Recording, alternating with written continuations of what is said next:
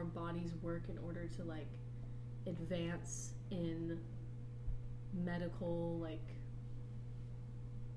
tests and stuff. I don't know.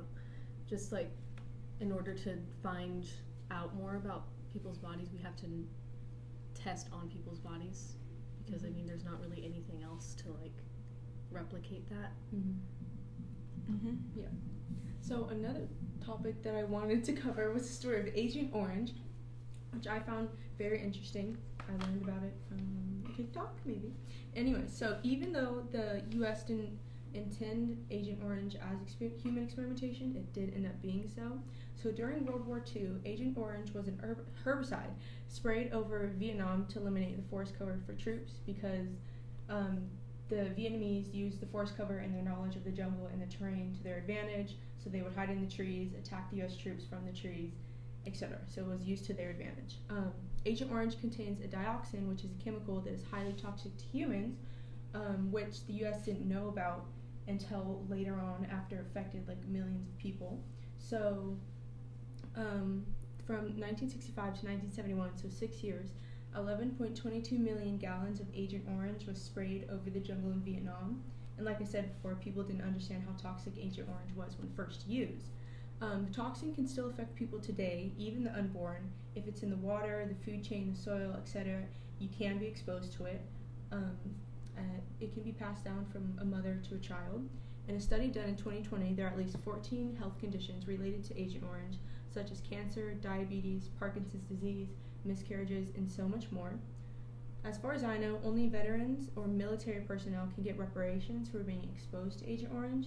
They can receive up to $39,000 per year in tax-free VA benefits. VA means Veteran Affairs.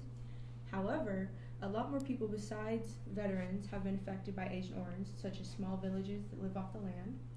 The herbicide was also sprayed over Laos and Cambodia during the Vietnam War, but the United States never took responsibility for it because these countries were off limits during the war and they were deemed neutral. So this was definitely considered a war crime. So since only veterans and military personnel can get reparations from being affected, what do you think the U.S. owes others that have been affected outside of the veterans?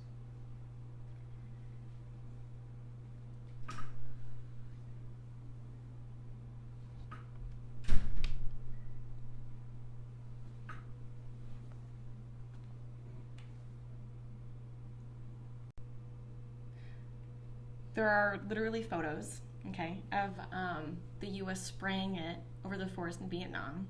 So it's very clear that the U.S. affected them then and them now. So if the U.S. were to give them anything, to owe them anything, I think Vietnam, however the government works, would have to say something to the U.S. Say, hey, you sprayed this over my on my country.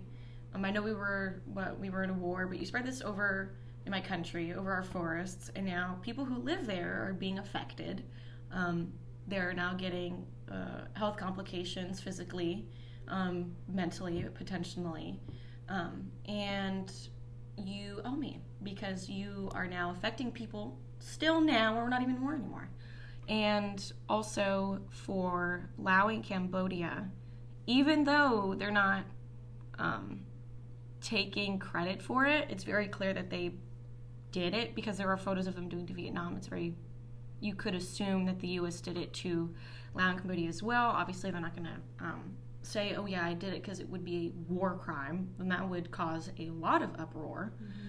So again, Vietnam and also Laos, Cambodia, whatever, would have to go to the U.S. say, hey, you owe me whatever it is I want, whether it be money or literally come here and fix it, like help whatever, the forests, the soil, give us fresh water, crops, seeds, whatever it is to help us get over this so we can get rid of it.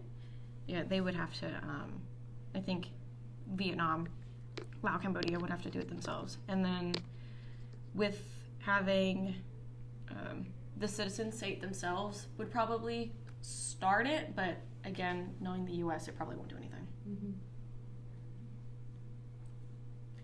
agree. Mm-hmm. Okay.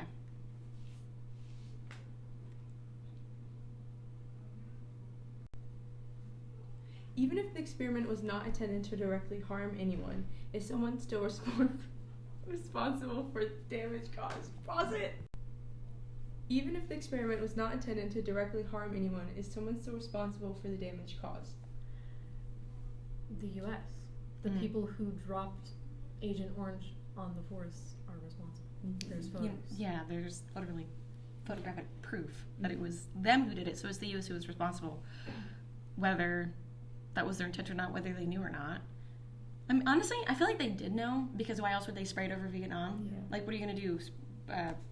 What you got, orange dust, expecting it to do something? It was going to kill the trees. Mm-hmm.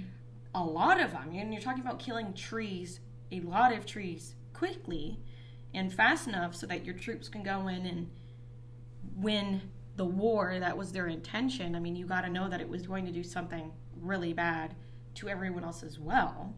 I mean, and if literally your veterans who got affected by it could get reparations by it, you could see it happening to your veterans, get whatever sick from it.